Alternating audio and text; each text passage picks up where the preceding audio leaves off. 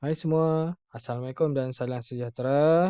Bersama saya dalam kongsi ilmu bersama Cikgu Syamsul Suzaimi bin Ahmad Syukri daripada SMK Saint Xavier. Baik, pada kali ini saya akan meneruskan sedikit perkongsian dalam mata pelajaran asas sains komputer tingkatan 3 iaitu bab keempat kod arahan dan saya akan fokuskan kepada subtopik 4.1.6 menghasilkan borang dan memasukkan data melalui borang ataupun form. Baik, sebelum itu sedikit pengenalan berkaitan dengan borang ataupun form. Baik, penggunaan borang adalah untuk menyusun dan mengurus rekod-rekod dalam pangkalan data dengan lebih efisien. Yang kedua, membolehkan pengguna memasukkan dan mengubah suai data dengan mudah.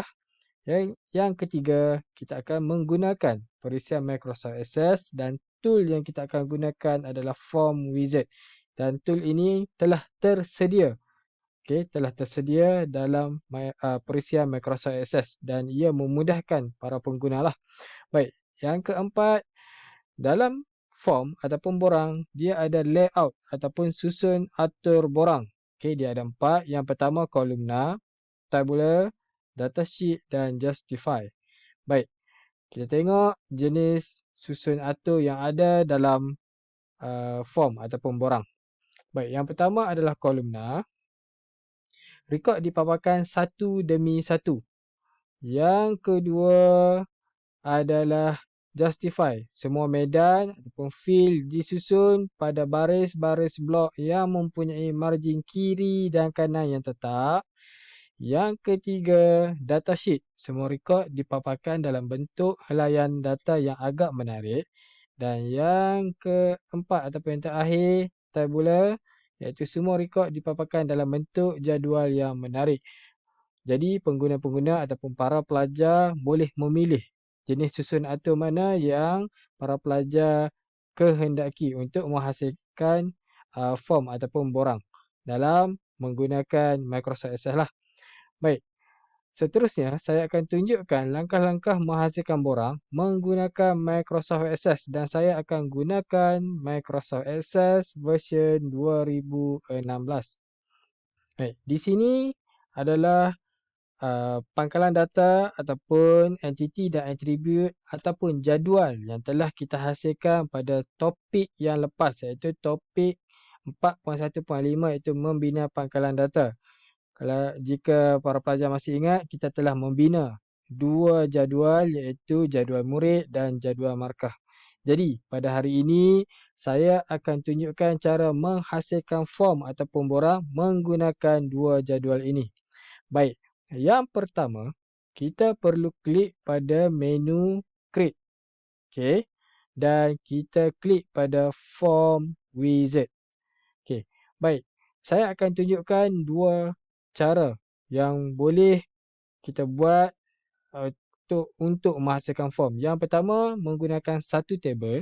Dan cara yang kedua adalah untuk kita menghasilkan borang atau form menggunakan dua ataupun lebih table. Baik. Yang pertama, di sini kita boleh pilih table mana yang kita nak. Kita pilih table murid. Di sini adalah attribute ataupun field yang ada pada entiti murid ataupun table murid. Jadi kita boleh pilih kita nak yang mana. Di sini ada 4 butang. Butang-butang ini ada maksud-maksud yang tersendiri. Butang yang pertama adalah kita pilih satu sahaja, satu per satu attribute masuk ke selected field, medan yang terpilih. Jika saya nak pilih kaum, saya klik pada kaum dan saya klik butang ini. Dan kaum akan masuk. Begitu juga jika saya pilih butang yang ada dua ni, butang yang kedua, maksudnya kita nak pilih semua available field masuk ke selected field. Baik, saya klik dan dia akan masuk. Yang butang ketiga adalah deselect. Maksudnya jika kita pilih ID murid, kita klik, maksudnya kita nak buang ID murid daripada selected field ataupun medan yang terpilih. Dan butang yang bawah, kita klik, semua atribut akan dialihkan kepada available field. Baik. Untuk kali ini, saya akan pilih ke semua field ataupun atribut. Jadi, saya perlu klik butang yang kedua. So, seterusnya saya klik butang next dan di sini adalah layout yang saya terangkan tadi. Jadi, biasanya kita akan pilih kolumna. Okey, baik. Dan kita klik next dan di sini kita masukkan nama borang yang kita nak hasilkan itulah. Jadi kita masukkan nama sebagai borang murid dan kita klik finish. Jadi borang murid telah tersedia. Okey, borang murid telah tersedia. Di bawah ini, di bawah mempunyai butang-butang yang kecil ni dan ada maksud yang tersendiri. Okey, yang pertama adalah first record. Di sini ada 1 kepada 7 record. Okey, ini record pertama daripada 7. Ini first record. Ini adalah next record ataupun record yang kedua. Bila kita klik, dia akan paparkan data bagi murid kedua. Klik lagi, murid ketiga. Okey, di sini jika kita nak pergi ke last record, terus kepada record yang ke-7 ataupun record terakhir. Dan yang butang yang ada warna kuning ni, ia adalah new blank record. Maksudnya bila kita klik, dia akan ada paparan kosong. Dan di sini kita boleh masukkan ID murid. Okey, ID murid yang baru. Okey, ataupun nama murid. Contoh, saya masukkan nama saya sebagai contoh. Aki, kaum Melayu. Nama kelas 3 Amanah. Nama guru kelas Ali bin Abu. Jadi, saya cuma perlu klik next record untuk record seterusnya. Mari kita lihat. Okey, daripada first record. Record kedua, ketiga, 4, 5, 6, 7, 8. Ini adalah record yang saya masukkan tadi. Okey, maksudnya menggunakan borang ini kita boleh memasukkan record baru.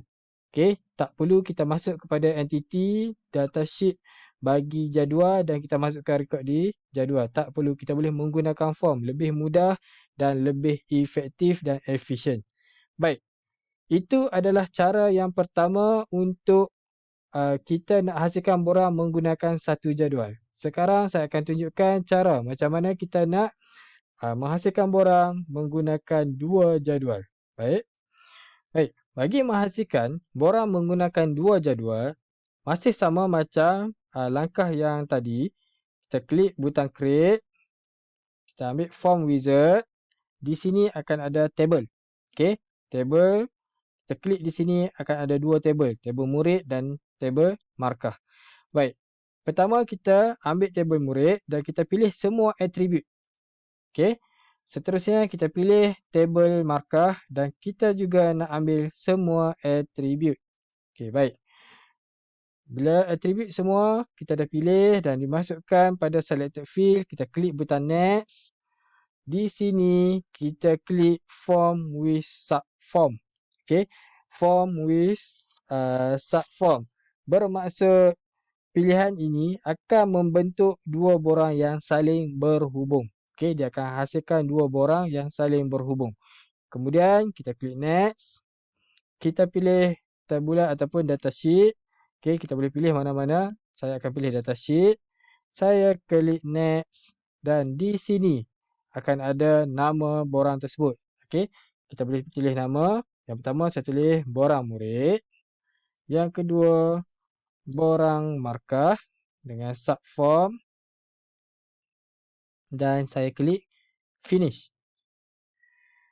Okey, di sini akan ada dua borang. Yang pertama borang murid, yang kedua borang markah yang bawah ni. Dan di sini dia saling berhubung. Kita lihat bila markah data yang pertama, sekarang data yang ketiga berubah dan data bagi borang markah juga berubah. Okey, baik. Itu adalah cara macam mana kita nak menghasilkan borang menggunakan dua table ataupun lebih. Kita nak guna 3 table ataupun 4 table pun boleh. Okey. Bermaksud di sini tidak ada limit bagi table untuk kita menghasilkan borang. Dan kita boleh pilih atribut-atribut yang bersesuaian untuk kita hasilkan table. Tak semestinya kita pilih ke semua table. Dan di sini ada borang yang kita telah hasilkan tadi dan kita boleh tukar nama dia. Okey, dengan kita right click dan kita boleh renamekan dia. Okey, kita right click. Sekarang saya close. Kita boleh right click dan kita boleh renamekan dia. Nama borang tersebutlah. Okey, mengikut kesesuaian borang yang kita hasilkan. Baik, saya harap anda semua dapat memahami dan mengikuti langkah-langkah yang telah saya terangkan sebentar tadi dengan baik. Diharap perkongsian saya ini dapat membantu anda memahami cara bagaimana kita untuk menghasilkan borang. Okey, kita telah mempelajari cara macam mana nak menghasilkan table ataupun jadual, macam mana kita nak memasukkan atribut bagi table tersebut dan sekarang kita telah mempelajari macam mana kita nak menghasilkan borang dan memasukkan data ataupun rekod melalui borang. Okey, dan kita akan belajar lagi dan berkongsi lagi ilmu dalam topik-topik seterusnya. Semoga topik kali ini terus bermanfaat kepada anda dan membantu anda memahami topik ini dengan baik. Okey, semoga terus bermanfaat dan sekian. Terima kasih kerana menonton. Semoga kita berjumpa lagi dalam topik akan datang. Assalamualaikum.